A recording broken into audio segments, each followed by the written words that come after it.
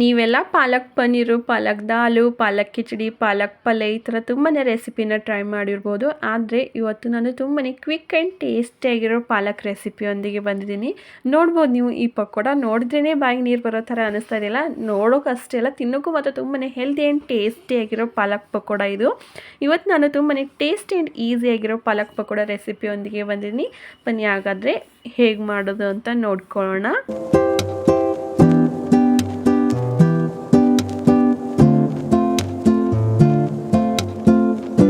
Hi all, ನಮಸ್ಕಾರ ಎಲ್ಲರಿಗೂ and welcome back to Shivamogga Bidar YouTube channel. ಯಾರಾದರೂ ಈ ವಿಡಿಯೋ ಮೂಲಕ ನನ್ನ ಚಾನಲ್ನ ಫಸ್ಟ್ ಟೈಮ್ ನೋಡ್ತಾ ಇದ್ದರೆ ದಯವಿಟ್ಟು ಒಂದ್ಸಲ ಸಬ್ಸ್ಕ್ರೈಬ್ ಮಾಡಿಕೊಂಡು ವಿಡಿಯೋನ ನೋಡ್ಕೊಳ್ಳಿ. ಹಾಗೆ ವಿಡಿಯೋ ಸ್ಕಿಪ್ ಮಾಡದೆ ಕೊನೆಯವರೆಗೂ ನೋಡಿ. ಇಷ್ಟ ಆದರೆ ಲೈಕ್ ಮಾಡೋದನ್ನು ಮರಿಬೇಡಿ. ಮತ್ತು ಪಕ್ಕದಲ್ಲಿರೋ ಬೆಲ್ ಐಕನ್ನು ಒಂದ್ಸಲ ಪ್ರೆಸ್ ಮಾಡಿ, ಬಿಕಾಸ್ ನಾನು ಹಾಕೋ ಪ್ರತಿಯೊಂದು ಹೊಸ ವಿಡಿಯೋ ಫಸ್ಟ್ ನೋಟಿಫಿಕೇಷನ್ ನಿಮಗೆ ಬರುತ್ತೆ.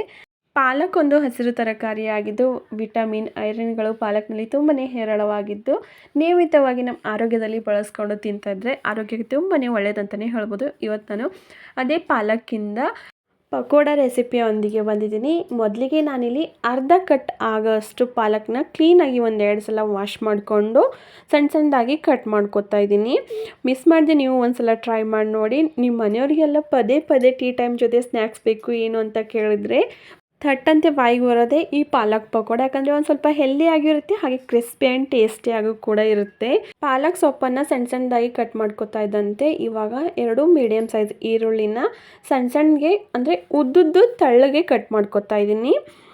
ಹಾಗೆ ಕುಕ್ಕಿಂಗು, ಹೋಮ್ ಡೆಕೋರು, ಟ್ರಾವೆಲಿಂಗ್ಸು ಅಥವಾ ಹೆಲ್ತ್ ಟಿಪ್ಸ್ನಲ್ಲಿ ಇಂಟ್ರೆಸ್ಟ್ ಇದ್ದವರು ಮಿಸ್ ಮಾಡಿದೆ ನನ್ನ ಚಾನಲ್ನ ಸಬ್ಸ್ಕ್ರೈಬ್ ಮಾಡ್ಕೊಳ್ಳಿ. ಯಾಕಂದರೆ ನಾನು ವೀಡಿಯೋಗಳನ್ನ ಮಾಡೋದು ಈ ಟಾಪಿಕ್ಸ್ಗಳನ್ನ ಇಟ್ಕೊಂಡು. ಈವ್ನಿಂಗ್ ಟೈಮಲ್ಲಿ ಟೀ ಜೊತೆ ಬೆಸ್ಟ್ ಸ್ನ್ಯಾಕ್ಸ್ ಅಂತಲೇ ಹೇಳ್ಬೋದು ಈ ಪಾಲಕ್ ಪಕೋಡ. ಕಟ್ ಮಾಡಿಟ್ಕೊಂಡಿರೋ ಪಾಲಕ್ ಸೊಪ್ಪು ಮತ್ತು ಈರುಳ್ಳಿನ ಒಂದು ಮಿಕ್ಸಿಂಗ್ ಬೌಲ್ನಲ್ಲಿ ಸೇರಿಸ್ಕೊತಾ ಇದ್ದೀನಿ. ಹಾಗೆ ಇದಕ್ಕೆ ಒಂದು ಸ್ವಲ್ಪ ಮಸಾಲೆನ ಸೇರಿಸ್ಕೋಬೇಕಾಗುತ್ತೆ. ಮಸಾಲೆಗಂತ ಇಲ್ಲಿ ನಾನು 1 ಸ್ಪೂನ್ ಆಗಷ್ಟು ಗರಂ ಮಸಾಲೆ ಮತ್ತು 1 ಸ್ಪೂನ್ ಆಗಷ್ಟು ಜೀರಿಗೆ ಪುಡಿ ಮತ್ತು ಒಂದು ಸ್ವಲ್ಪ ಅರಿಶಿನ, ಒಂದು ಅರ್ಧ ಸ್ಪೂನ್ ಆಗಷ್ಟು ಅಜ್ವೈನ ಮತ್ತು ರುಚಿಗೆ ತಕ್ಕಷ್ಟು ಉಪ್ಪು, ನಿಮ್ಮ ಟೇಸ್ಟಿಗೆ ಅನುಗುಣವಾಗಿ ಅಚ್ಚ ಖಾರದ ಪುಡಿ, ಹಾಗೆ ನಿಮ್ಗೆ ಬೇಕು ಅಂತ ಅನಿಸಿದ್ರೆ ಸಣ್ಣದಾಗಿ ಕಟ್ ಮಾಡ್ಕೊಂಡಿರೋ ಹಸಿರು ಮೆಣಸಿನ್ಕಾಯಿ ಕೂಡ ಸೇರಿಸ್ಕೋಬೋದು. ನಾನಿಲ್ಲಿ ಹಸಿರು ಮೆಣಸಿನ್ಕಾಯಿನೂ ಸೇರಿಸ್ಕೋತಾ ಇಲ್ಲ. ಹಾಗೆ 1 ಸ್ಪೂನ್ ಆಗಷ್ಟು ಇಲ್ಲಿ ನಾನು ಅಕ್ಕಿ ಹಿಟ್ಟನ್ನು ಸೇರಿಸ್ಕೊತಾ ಇದ್ದೀನಿ. ಅದ್ರ ಜೊತೆಗೆ 1 ಕಪ್ ಆಗಷ್ಟು ಕಡಲೆ ಹಿಟ್ಟನ್ನು ನಾನಿಲ್ಲಿ ಸೇರಿಸ್ಕೊತಾ ಇದ್ದೀನಿ.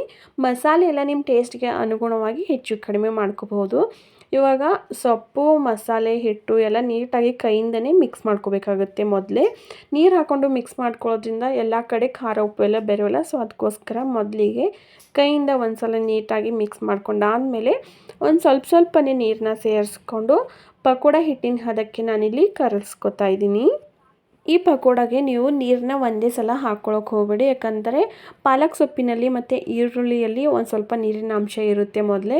ಅದಕ್ಕೋಸ್ಕರ ಒಂದು ಸ್ವಲ್ಪ ಮಿಕ್ಸ್ ಮಾಡಿಕೊಂಡು ಸ್ವಲ್ಪನೇ ಕಲಿಸ್ಕೊಂಡು ಹಾಕ್ಕೋಬೇಕಾಗುತ್ತೆ. ನೋಡ್ಬೋದು ನೀವು ಇವಾಗ ಪಕೋಡ ಹಿಟ್ಟಿನ ಹದಕ್ಕೆ ಬಂದಿದೆ. ಇಷ್ಟಾದರೆ ಸಾಕು. ಇವಾಗ ಜಾಸ್ತಿ ನೀರು ಹಾಕ್ಕೊಳ್ಳೋದೇನು ಬೇಡ. ಇದನ್ನು ಒಂದು ಕಡೆ ಒಂದು 5 ನಿಮಿಷ ನೆನೆಯೋಕೆ ಇಟ್ಟಿದ್ದೀನಿ. ಅಷ್ಟರಲ್ಲಿ ಒಂದು ಕಡಾಯಿನ ಇಟ್ಕೊಂಡು ಅದಕ್ಕೆ ಎಣ್ಣೆನ ಸೇರಿಸ್ಕೊತಾ ಇದ್ದೀನಿ. ಎಣ್ಣೆ ಚೆನ್ನಾಗಿ ಕಾಯಿಸ್ಕೋಬೇಕು. ಮೊದಲು ಎಣ್ಣೆ ಒಂದ್ಸಲ ಚೆನ್ನಾಗಿ ಕಾಯ್ದಾದ್ಮೇಲೆ ಮೀಡಿಯಮ್ ಅಥವಾ ಲೋ ಫ್ಲೇಮಲ್ಲಿ ಇಟ್ಕೊಂಡು ನಾವು ಪಕೋಡನ ಹಾಕ್ಕೋಬೇಕು. ಹಾಗೆ ಪಕೋಡ ಯಾವ ಥರ ಹಾಕ್ಕೋಬೇಕು ಅಂತ ನಾನು ಇಲ್ಲಿ ತೋರಿಸ್ತಾ ಇದ್ದೀನಿ ನೋಡಿ. ಈ ಥರ ಸ್ವಲ್ಪ ಬಿಡಿಯಾಗಿ ಹಾಕ್ಕೊಂಡ್ರೆ ನಮ್ಮ ಪಕೋಡ ಒಳಗಡೆವರೆಗೂ ಚೆನ್ನಾಗಿ ಫ್ರೈ ಆಗಿ ಕ್ರಿಸ್ಪಿಯಾಗಿ ಬರುತ್ತೆ. ಹಾಗೆ ನೀವು ಉರಿನ ಹೈ ಫ್ಲೇಮಲ್ಲಿ ಇಟ್ಕೊಂಡು ಈ ಪಕೋಡನ್ನು ಫ್ರೈ ಮಾಡಿದರೆ ಮೇಲ್ಗಡೆ ಮಾತ್ರ ಬೇಯುತ್ತೆ, ಒಳಗಡೆ ಒಂದು ಸ್ವಲ್ಪ ಹಿಟ್ಟಿಟ್ಟಾಗಿರುತ್ತೆ. ಅದಕ್ಕೋಸ್ಕರ ಕಡಿಮೆ ಅಥವಾ ಮೀಡಿಯಮ್ ಉರಿಲಿ ಇಟ್ಕೊಂಡು ಪಕೋಡನ ಫ್ರೈ ಮಾಡಿಕೊಂಡ್ರೆ ಒಳಗಡೆವರೆಗೂ ಚೆನ್ನಾಗಿ ಬೇಯ್ದು ತುಂಬಾ ಕ್ರಿಸ್ಪಿಯಾಗಿ ಬರುತ್ತೆ. ನಾವು ಇದಕ್ಕೆ ಅಡುಗೆ ಸೋಡಾ ಮತ್ತು ಬಿಸಿ ಎಣ್ಣೆ ಕಾಯಿಸ್ಕೊಂಡು ಏನೂ ಹಾಕಿಲ್ಲ, ಆದರೂ ಸಹ ತುಂಬಾ ಚೆನ್ನಾಗಿ ಬಂದಿತ್ತು ಈ ಪಕೋಡ. ಈ ಎಣ್ಣೆಯಲ್ಲಿ ಒಂದ್ಸಲ ಎಷ್ಟು ಹಿಡಿಯುತ್ತೋ ಅಷ್ಟು ಪಕೋಡನ ಹಾಕ್ಕೊಂಡು ಅದಕ್ಕೆ 1-2 ನಿಮಿಷ ಹಾಗೆ ಬಿಟ್ಬಿಡಬೇಕು. ಅಂದರೆ ಮೇಲ್ಗಡೆ ಇರೋ ನೊರೆ ಹೋಗೋವರೆಗೂ ಹಾಗೆ ಬಿಟ್ಬಿಡಬೇಕು. ನಾವು ಹಾಕಿದ ತಕ್ಷಣ ಮಿಕ್ಸ್ ಮಾಡ್ಕೊಳ್ಳೋಕೆ ಹೋದರೆ ಒಂದಕ್ಕೊಂದು ಅಂಟ್ಕೊಳ್ಳೋದು ಈ ಥರ ಆಗುತ್ತೆ. ಸೊ 1-2 ನಿಮಿಷ ಬಿಟ್ಬಿಟ್ಟು ನೀಟಾಗಿ ಇವಾಗ ಮಿಕ್ಸ್ ಮಾಡ್ಕೊತಾ ಇದ್ದೀನಿ ನೋಡಿ. ಎಲ್ಲನೂ ಬಿಡಿಯಾಗಿ ಎಷ್ಟು ಚೆನ್ನಾಗಿ ಬಂದಿದೆ ಅಂತ ನೋಡ್ಬೋದು ನೀವು. ಈ ಥರ ನಾವು ಕಲರ್ ಚೇಂಜ್ ಆಗೋವರೆಗೂ ಚೆನ್ನಾಗಿ ಫ್ರೈ ಮಾಡಿಕೊಂಡ್ರೆ ತುಂಬಾ ಕ್ರಿಸ್ಪಿ ಆ್ಯಂಡ್ ಟೇಸ್ಟಿಯಾಗಿ ಬರುತ್ತೆ ಈ ಪಕೋಡ.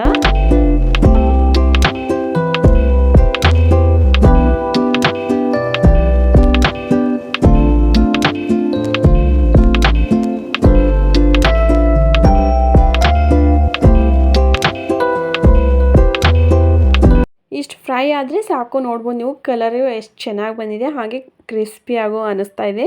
ಇವಾಗ ಎಲ್ಲನೂ ಎಣ್ಣೆಯಿಂದ ತೆಗೆದುಬಿಟ್ಟು ಒಂದು ಪೇಪರ್ ಮೇಲೆ ಹಾಕೋತಾ ಇದ್ದೀನಿ, ಅಂದರೆ ಎಣ್ಣೆ ಎಲ್ಲ ಹಿರ್ಕೊಳ್ಳೋಕ್ಕೆ. ನೆಕ್ಸ್ಟ್ ಸೇಮ್ ಎಲ್ಲನೂ ಇದೇ ಥರ ಇವಾಗ ನಾನು ಪಕೋಡನ ಎಣ್ಣೆಲೆ ಹಾಕೋತಾ ಇದ್ದೀನಿ. ತುಂಬಾ ಕ್ವಿಕ್ಕಾಗೂ ಕೂಡ ಆಗುತ್ತೆ ಈ ಪಕೋಡ, ಜಾಸ್ತಿ ಟೈಮ್ ಏನು ತಗೊಳ್ಳಲ್ಲ. ಆಚೆಗಡೆಯಿಂದ ಅನ್ಹೆಲ್ದಿಯಾಗಿ ಪದೇ ಪದೇ ಕರೆದಿರೋ ಎಣ್ಣೆಲಿ ಮತ್ತೆ ಕರಿತಾರಲ್ಲ ಅಂಥ ಫುಡ್ಡು ತಿನ್ನೋದಕ್ಕಿಂತ ಮನೇಲಿ ನಿಮ್ಮ ಮನೆಯವರ ಟೇಸ್ಟ್ನ ನೋಡಿಕೊಂಡು ಅದಕ್ಕೆ ಅನುಗುಣವಾಗಿ ಮಾಡ್ಕೊಂಡು ತಿಂದರೆ ತುಂಬಾ ಟೇಸ್ಟಿಯಾಗಿರುತ್ತೆ. ಇದ್ರ ಜೊತೆ ನೀವು ಗ್ರೀನ್ ಚಟ್ನಿ ಕೂಡ ತಿನ್ಕೋಬೋದು, ಇಲ್ಲ ಹಾಗೆ ತಿನ್ನೋಕ್ಕೂ ತುಂಬಾ ಟೇಸ್ಟಿಯಾಗಿರುತ್ತೆ. ಇಲ್ಲ ಅಂತಂದರೆ ಕೆಚಪ್ ಜೊತೆ ಕೂಡ ತಿನ್ಕೋಬೋದು. ಎಲ್ಲದ್ರ ಜೊತೆ ಬೆಸ್ಟ್ ಕಾಂಬಿನೇಷನ್ ಆಗಿರುತ್ತೆ ಈ ಪಾಲಕ್ ಪಕೋಡ.